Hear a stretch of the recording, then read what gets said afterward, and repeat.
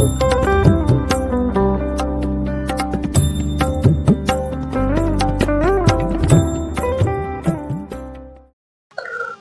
দর্শক বন্ধু, সৌভাগ্য দিশা অনুষ্ঠানে স্বাগত। আমি অনুরাগ শাস্ত্রী।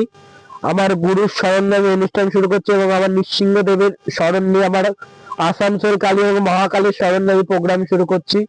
ওম উগ্রং বীরং মহাবিষ্ণু জ্বলন্तं সর্বত্রং মোক্ষং নিঃসিংহং বেশং ভদ্রং মৃত্যুর নমাম্যহম। তো সামনেই রয়েছে সরস্বতী পুজো এবং মাধ্যমিক পরীক্ষা, বিদ্যার্থীদের নিয়ে আলোচনা করছি। কি হচ্ছে, পড়াশোনা করছে বিদ্যার্থীরা, সেই তুলনায় সাকসেস পাচ্ছে না। বা আপনার ছেলে বা মেয়ে 5 বছর বয়স কি 6 বছর বয়স কি 10 বছর বয়স, সারাদিন মোবাইল দেখছে, পড়াশোনা করতে চাইছে না। অন্যদিকে মন, পড়তে বসলে অন্য মনস্ক হয়ে যাচ্ছে, কোন সময় পড়াশোনা বই নিয়ে বসাতে পারছেন না। পড়তে বসার কথা শুনলে পেটে ব্যথা, নাই শরীর খারাপ, নাই জ্বর চলে আসছে। এরকম তো হচ্ছেই। এবং তার সাথে কি হচ্ছে, পড়াশোনা করছে কিন্তু পড়াশোনা মনে রাখতে পারছে না। আবার কি অনেকে পড়াশোনার স্টুডেন্ট ভালো, খারাপ স্টুডেন্ট ভালো নাম্বার পেয়ে যাচ্ছে, সে পরীক্ষায় গিয়ে নার্ভাস হয়ে যাচ্ছে, নাম্বার সেই তুলনায় পাচ্ছে না। যে তুলনায় পড়ছে সেই তুলনায় খাটছে, সেই তুলনায় কিন্তু নাম্বার পাচ্ছে। আপনারা কি করছেন, আগেই ছুটছেন তাবিজ, কবজ, স্টোন, পাথর আগে দেখতে হবে। আপনার ছেলে মেয়ে যদি পড়াশুনো না করে, আপনি পরীক্ষার 2 দিন আগে যদি তাবিজ বলুন, কবজ বলুন, মাদুলি বলুন, বাবাদুলি বলুন, তা আপনি কোনো পাথর বলুন, ধারণ করে কোনো ফল পাবেন না। তাহলে এই যদি হতো, তাহলে সবাই পড়াশোনা বন্ধ করে দিয়ে 2 দিন আগে তাবিজ কবজ ধারণ করে পরীক্ষায় ভালো রেজাল্ট করবেন। অবশ্যই পড়তে হবে। এবার কি হয়, আপনার ছেলে মেয়ে পড়তে চাইছে না, মন বসছে না, কেন দেখতে হবে। চন্দ্র ডিস্টার্ব দেখতে পারে, চন্দ্র ডিস্টার্ব থাকলে মন চঞ্চল হয়, মন বসতে চায় না, অন্য মনস্ক হয়ে যায়। মঙ্গল ডিস্টার্ব থাকলে সেই সন্তান অবাধ্য হয়ে যায়, রাগ তেজ, অন্য মনস্ক, পড়াশোনা করতে ভালো লাগে না এবং ভালো লাগে না, করতেই বসবে না। রাহু মঙ্গল যদি একসাথে ডিস্টার্ব থাকে, অবাধ্যতা হবেই, কুসঙ্গে মিশে যাবে, নেশায় আসক্ত হবে। তাহলে আপনারা কি করবেন, এই ডিস্টার্ব করে থাকলে আপনি তাবিজ, কবজ, মাদুলি, মন্দিরে গিয়ে পুজো দিলে আপনি সারা বছর পড়বেন না, রেমেডি করবেন না, পরীক্ষার 2 সপ্তাহ আগে এইসব করলে কোনো ফল পাবেন না। অবশ্যই আপনার ছেলে সন্তান নতুন ক্লাসে যখন উঠছে, তখনই আপনাকে দায়িত্ববান হতে হবে। আপনার সন্তানটাকে নিয়ে আসতে হবে, যে জ্যোতিষী বা যে অ্যাস্ট্রোলজার, যে তন্ত্রবিদের কাছে যান, যে আপনার সমস্যা বলার আগে বলতে পারছে। ডক্টর যদি আপনার রোগ না ধরতে পারে, চিকিৎসা করতে পারবে না। তো কেন হচ্ছে আগে দেখতে হবে। যে আপনার সমস্যা বলার আগে বলতে হচ্ছে, তার কাছ থেকে প্রতিকার করবে, সে জানবে কেন হচ্ছে, গোড়া থেকে নির্মূল করবে। পড়াশোনা করছে না বলে পড়াশোনা করার জন্য একটা বশীকরণ কবজ দিয়ে দিলাম, বা একটা কবজ ঝুলিয়ে দিলাম, মোহিনী কবজ দিয়ে দিলাম, যে সে ছেলে মেয়ে পড়াশোনা করবে, বা ছেলে মেয়ে অবাধ্য হয়ে যাচ্ছে, একটা কবজ করে দিলাম, বশীকরণ কবজ নয়। কেন অবাধ্য হচ্ছে, আপনার ছেলে মেয়ে কেন পড়াশোনা করছে না, আপনি কেন পড়াশোনায় মন বসাতে পারছেন না, আপনি কেন পরীক্ষার খাতায় গিয়ে লিখতে পারছেন না, জানা জিনিস ভুল করে আসছেন, কেন নার্ভাস ফিল হয়ে যাচ্ছেন, কেন আপনার থেকে খারাপ স্টুডেন্ট ভালো নাম্বার পাচ্ছে, আপনি কেন পাচ্ছেন না, কেন জিনিসটা জানতে হবে। আপনি কেন পাচ্ছেন না, বাস্তুতে দোষ নেই তো, আপনার বাড়িতে কোনো নেগেটিভ শক্তি নেই তো, বাস্তুতে কোনো দোষ হয়নি তো, পাশের বাড়ি লোক হিংসা করে আপনাকে ক্ষতি করে দিইনি তো, আপনি তন্ত্রক্রিয়া শিকার হননি তো, আপনার গ্রহ দোষ নেই তো। বিভিন্ন গ্রহ দোষ রয়েছে, চন্দ্র ডিস্টার্ব, মঙ্গল ডিস্টার্ব, রাহুর ডিস্টার্ব, বুধের ডিস্টার্ব। যেমন বুধের ডিস্টার্ব থাকলে কি হয়, মনে রাখতে পারে না। যেই ছেলে মেয়ে যতই পড়ুক মনে রাখতে পারে না, যত পড়াশোনা করুক, বুধের ডিস্টার্ব থাকলে তাদের বুদ্ধি হয় একটু বোকা বোকা টাইপের। আপনি পড়াচ্ছেন, একটা ছেলে মেয়ে 1 ঘন্টা পড়ে মনে থাকতে পারছে, আপনার ছেলে মেয়েকে 4 ঘন্টা, 6 ঘন্টা, 7 ঘন্টা, 12 ঘন্টা, 24 ঘন্টা পড়াচ্ছেন, কিন্তু সে সেই তুলনায় মনে রাখতে পারছে না। আর অনেকের সন্তান কি হচ্ছে, 1 ঘন্টা পড়ে মনে রাখতে পারছে, কিন্তু সে পড়তেই বসে না। সেটা চন্দ্র ডিস্টার্ব হতে পারে। আর যাদের পড়া মনে রাখতে না, বুধের ডিস্টার্ব হতে পারে। বুধ হচ্ছে কি বুদ্ধির দেবতা, বুধের গণেশ হচ্ছে কি এমনি বলা হয় চতুর। বুধবার দিন দেখবেন গণেশ পুজো হয়, বুধের গ্রহের অধিপতি দেবতা গণেশ, দেখবেন ওই দিন গণেশ পুজো হয়।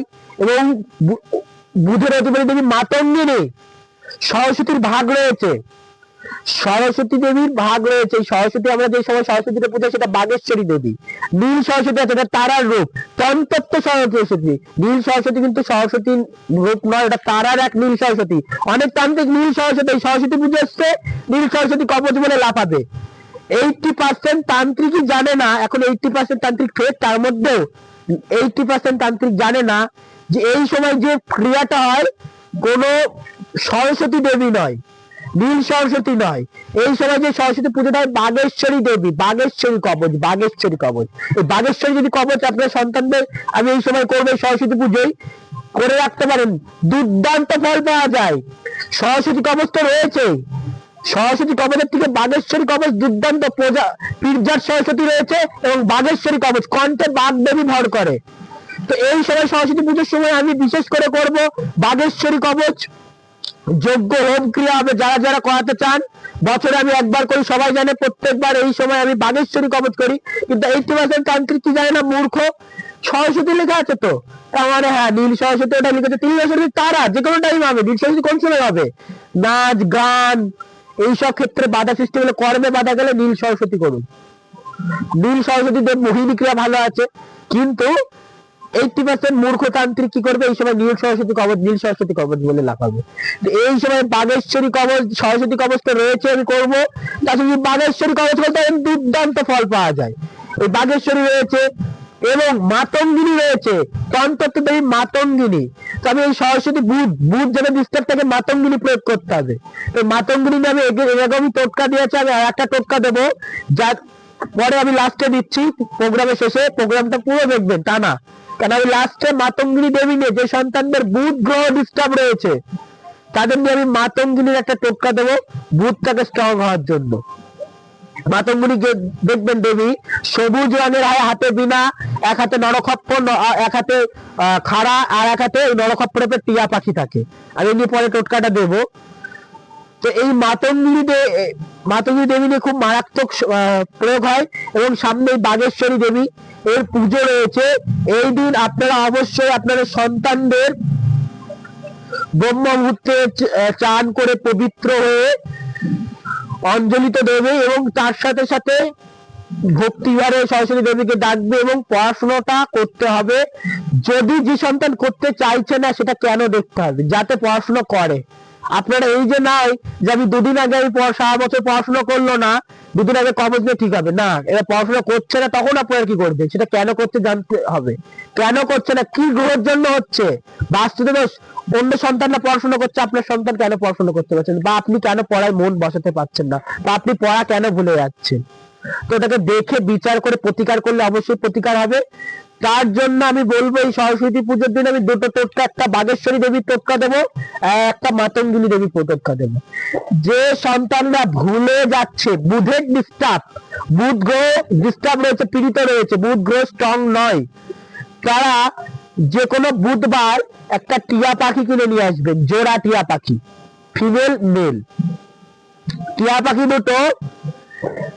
প্রত্যেক দিন সবুজ লঙ্কা এবং লাল লঙ্কা দুটো করে খাওয়াবেন প্রত্যেক দিন ডেলি, এবং টিয়া পাখিকে যত্ন লালন পালন করে টানা এক অমাবস্যা রাখবেন।